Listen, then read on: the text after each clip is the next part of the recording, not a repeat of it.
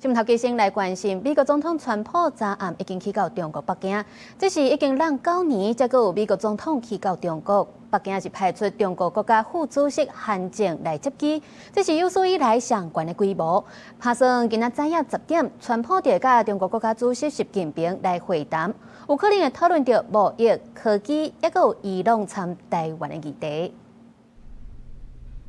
美国总统空军1号专机13暗时差不多7点50分去到北京首都机场，由中国国家副主席韩正、中国驻美大使谢峰、外交部副部长马朝旭，还有美国驻中国大使庞德伟等人甲迎接，已经是上关卡的规格。川普行出空军1号，踏上红地毯，接受囡仔的献花，也有数百个中国青年甲机队甲欢迎。了后去到北京四季酒店，酒店周围来看车队的人，客家点一点。我觉得这是一个怎么说呢？毕竟是9年一遇，所以是一个很难得的沟通的机会。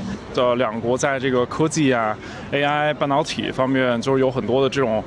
竞争和合作的机会。我觉得大家还是就是一起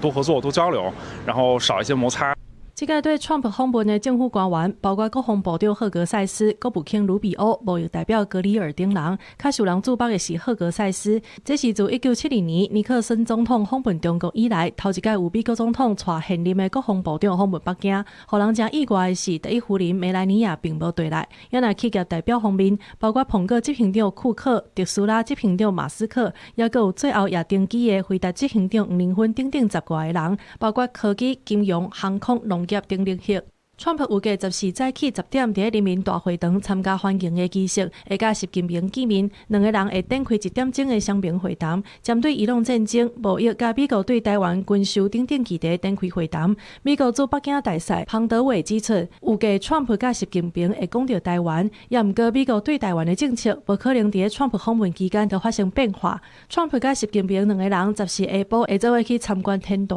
毋是2017年访问中国时参观的紫禁城。暗时6点会参加国宴。公司新闻，景观庆编译。